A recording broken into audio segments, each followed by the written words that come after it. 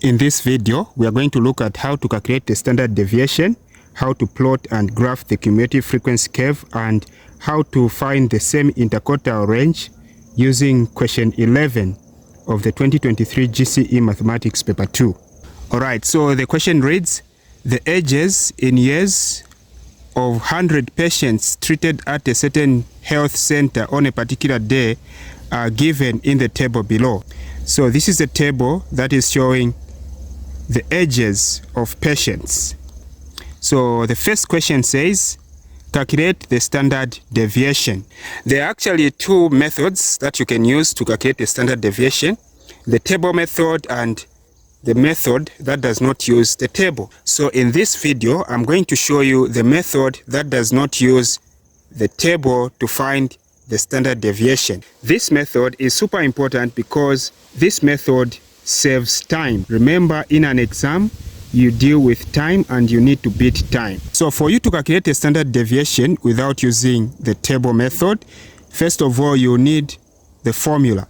The standard deviation SD is given by the square root of the summation of fx squared over the summation of the total frequency minus x bar. The x bar is the mean. So when you look at this formula has two parts. It has this part and this part. This part is the mean. So the first thing that you are supposed to do is to find the mean. So we are going to find x bar. So we are going to say x bar, which is the mean, is equal to, now we are going to look at the number of patients. Number of patients means the frequency. So we are going to write a frequency. The first frequency is 5, then open and close brackets plus, the second frequency is 10, then open and close brackets plus, the next frequency is 25, open and close brackets. The next frequency is 30, which is this one, open and close brackets, plus the next frequency is 20, open and close brackets, plus the last frequency, which is 10, open and close brackets. Then everything divided by the number of patients, which is 100. Or you can just add the total frequency here, you still find 100. So everything divided by 100. Now, the question is, what are we going to put in the brackets? All right, so in the brackets here, we're going to put the midpoint. Remember, the ages of these patients was given in intervals. Okay, so this is grouped data, which means we are going to find the midpoint and then multiply that midpoint by its corresponding frequency. So what we are going to do is 0 plus 10. We are going to say 0 plus 10. So 0 plus 10, then divide by 2.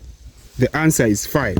So 0 plus 10 divided by 2, the answer is 5. So we put 5 in here.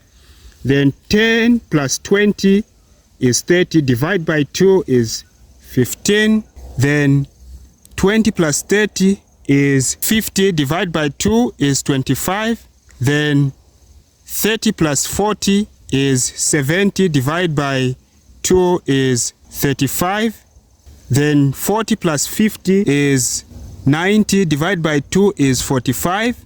Then 50 plus 60 is 110. Divide by 2 is 55. Okay?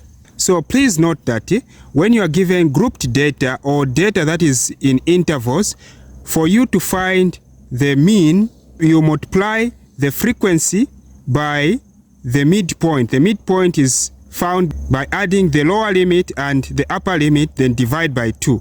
Okay, so this is what we did here. So in an exam, you don't have to waste time. What you do is you punch everything that is on top here on the calculator. So what you are going to say is 5, open brackets, 5, then plus 10, open brackets, 15, close, plus 25 open brackets 25 close plus 30 open brackets 35 close plus 20 open brackets 45 close plus the last one is 10 open brackets 55 close, and then you find that the answer is 3,300. So you are having here 3,300 over 10, over 100. So you can see that these zeros are dividing each other, cancelling each other. You are remaining with 33 divided by 1, which is just 33. So the mean or the x bar is 33. Now, when you come back to your formula here, what you found is the mean. So now we need to find this. So we need to find the summation of fx squared over the summation of f is equal to. So how do you find this? All right, so for us to find this quantity, we need to copy this exactly the way it is.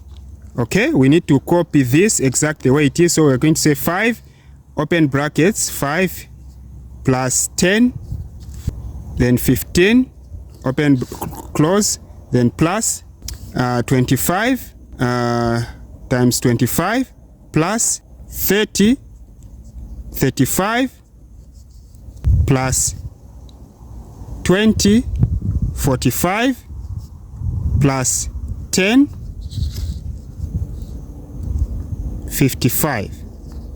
Then remember, we are just copying exactly the way it is, so we are dividing everything by 100 patients. All right, when you look at this, we have x squared, meaning the x is the midpoint. So meaning this midpoint, in this case, we need to square the midpoint. Okay, so we need to square the midpoint in this case. So we're going to say squared squared squared squared squared squared. Again, without wasting time, punch everything that is on top here on the calculator. So you're going to say 5 open brackets 5, then squared. So please remember to square the midpoint. Okay, remember to square the midpoint. Plus 10 open brackets 15 squared plus 25 open brackets 25 squared plus 30 open brackets 35 squared plus 20 open brackets 45 squared plus 10 open brackets 55 squared, then is equal to. You can see that the answer is 125,500. So you are having 125,500 over 100 patients. Again, you can see that the zeros are dividing, so they will cancel. Then you are remaining with 1,255 divided by 1 is 1,255, like this. So meaning we have found what this is. Now, for us to find the standard deviation, let's just copy the formula again. So standard deviation SD is given by the square root of the summation of fx squared over the summation of the frequency minus x bar squared. All right, after copying this formula, you now substitute. Okay, we have this quantity, which is this, so we're going to have is equal to the square root of this quantity here, 1,255 minus the mean. The mean, we found that the mean is 33. So we will replace 33 here. Then don't forget to square it like that. So now you just get your calculator and you punch what is inside there. So we have 1255. So 1255 minus, in brackets, the mean is 33. So 33 squared. So we are having 166. So the whole thing here is reduced to 166 like this. Now, before we move on, I want to emphasize something here. Some students make mistakes here. They come and divide this by 100 again, or the number of observations. No, you are not supposed to do that, because you have already divided by 100 when you are finding this quantity here. So here you just have to write it as it is. So now, what is the square root of 166? So you just say the square root on the calculator of answer and press. So you have 12.8840. So we have 12.88409873. Okay, we now round this number to 3 significant figures. So we have 1, 2, 3. So the target value is this. You check the neighbor. The neighbor is more than 5, so meaning we are going to round up. So we have 12.9. So the standard deviation is 12.9. All right, if you are with me up to this point, it means you are enjoying what I'm doing. Why can't you subscribe, hit a like button, comment, and share? All right, the next question says, answer this part of the question on a sheet of graph paper. Using the table above, copy and complete the cumulative frequency below. All right, so the key thing that you are supposed to know here as well is that they want you to answer the whole of this question on a sheet of graph paper. So they have given you this second table, and this second table is having gaps. Okay, so they want you to use this table to complete this table here. Okay, so because they want you to answer this question on a graph paper, so you need to copy the missing part of the table. Okay, you need to copy the missing part of the table, because this is where the interest of the examiner is for you to get this 1 mark. So you copy the missing part of the table like this. Okay, you can see that here, this is less than or equal to 30. This is where I've started from up to this. Okay, only the missing part of the table like this. All right, so now the question you're supposed to ask yourself is, how were these values found? Now, for you to find the missing cumulative frequency, you're supposed to first understand how these were found. So these were found by adding this to 5. So we are saying 0 plus 5 is 5. Then 5 plus 10 is 15. Then 15 plus 25 is 40. So 40. You are going to write 40 here.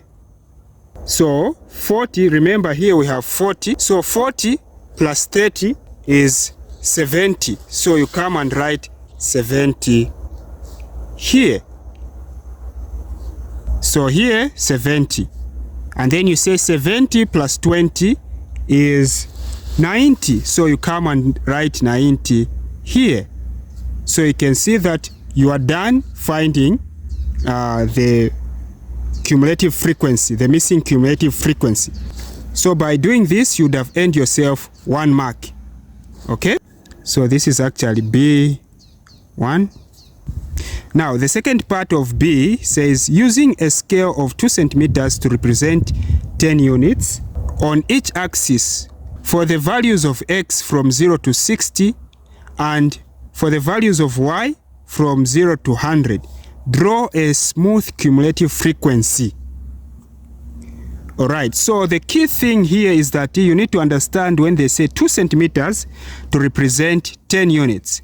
So when you come to your graph paper here, what you have to understand is that the distance from here to here, in other words, the big box is 2 centimeters. Again, from here to there is 2 centimeters. So they want you to use the scale of 2 centimeters to represent 10 units on each axis. So they want you to use the big box to represent 10, okay, on each axis. Then the values of x are starting from 0 to 60.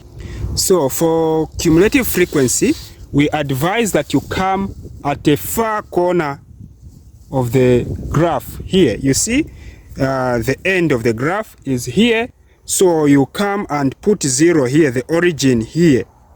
Okay, this is what we advise, so that the curve fits almost the full graph paper. So for the values of x, they said from 0 to 60. So you have 0, then 10, because they said 2 centimeters, the big box to represent 10 units. So we have 0, 10, 20, 30, 40, 50, and 60. We end at 60 because they said the values of x are ranging from 0 to 60. Then for the values of y are ranging from 0 to 100. So we begin again 0, then 10, then 20, 30, 40, 50, 60, 70, 80, 90, and 100. So what is remaining is just to draw the axis like this. So this is x, and then also the vertical axis, which is the y-axis.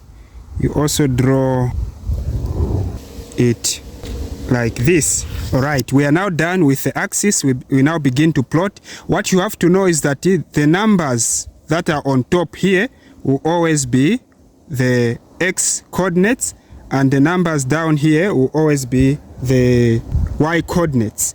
Okay, in other words, the cumulative frequency is the y coordinate. Sometimes you may be dealing with relative cumulative frequencies. Still, the relative cumulative frequencies are for the y coordinates. So we begin to plot. We have 0, 0. So 0, 0, you come here. So 0, 0 is here. So you put a point here like this. Then the next one is 10, 5. Okay. So 10 is here. 5 is on the middle in the y. So remember, since we have 0 to 10, meaning each of the smaller graduation is 1. So 10, 5 will be 1, 2, 3, 4, 5 on the middle here.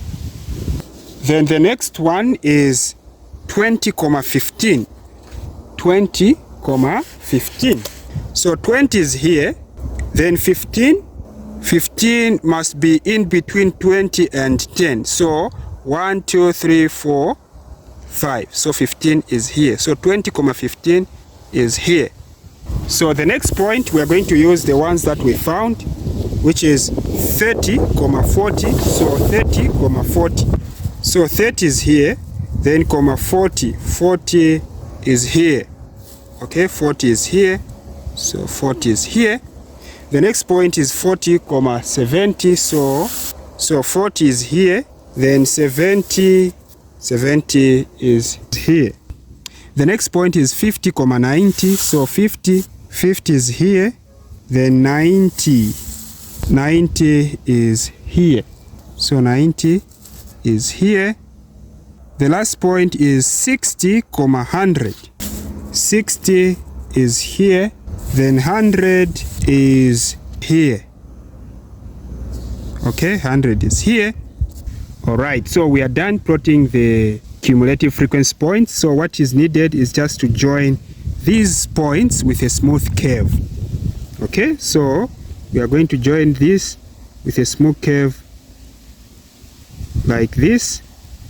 Make sure it's a smooth curve.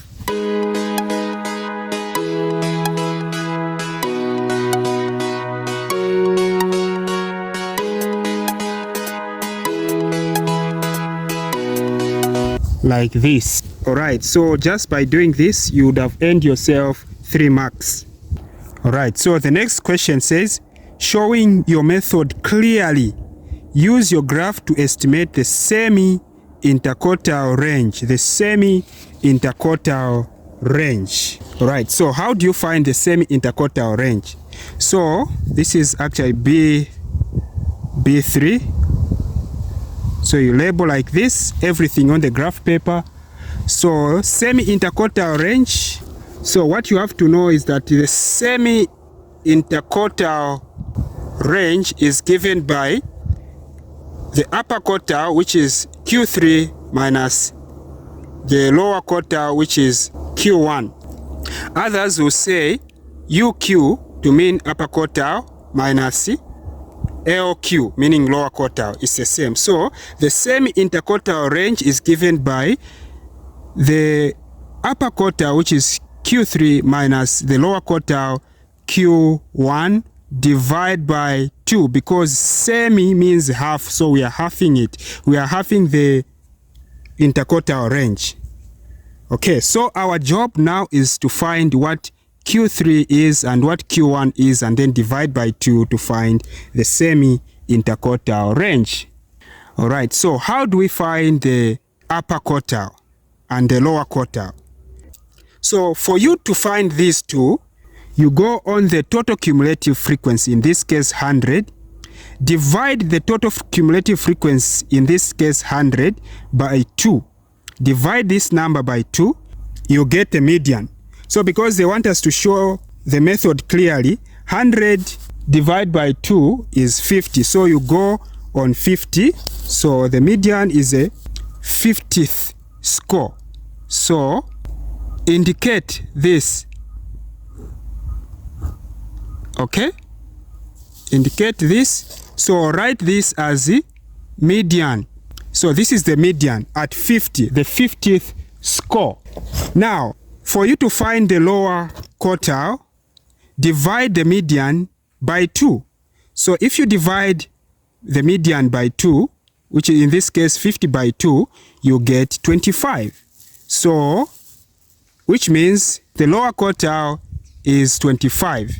So 25, here we have 20. So 25 is in between 20 and 30. So you have 1, 2, 3, 4, 5.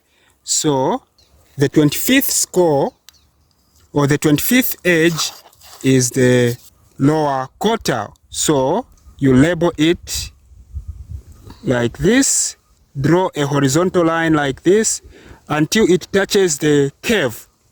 Until it touches the curve here.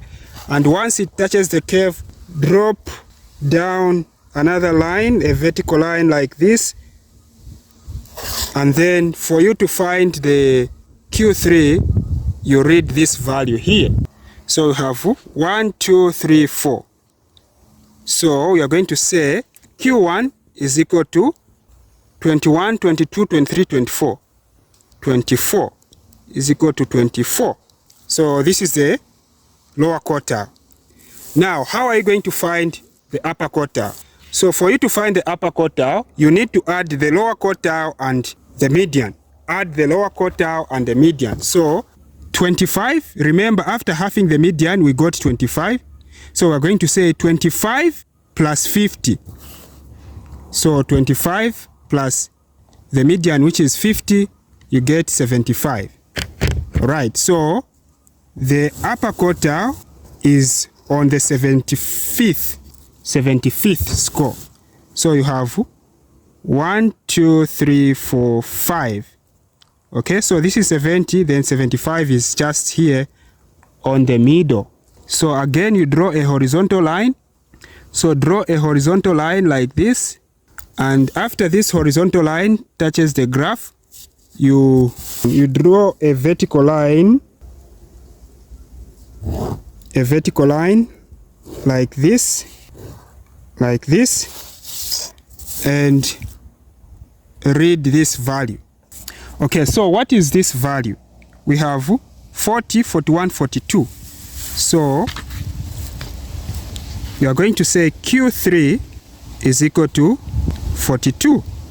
All right, let me repeat the process on how to find the upper and lower quartile, first of all, you go on the total cumulative frequency. In this case is 100. Divide this total cumulative frequency by 2 to find the median. Okay, you find the median. So when you divide 100 by 2, you get a 50. So the median is on the 50th edge. Then for you to find the lower quartile, divide the median by 2. So if you divide 50 by 2, you get the 25th score. You have 20, 21, 22, 23, 24, 25.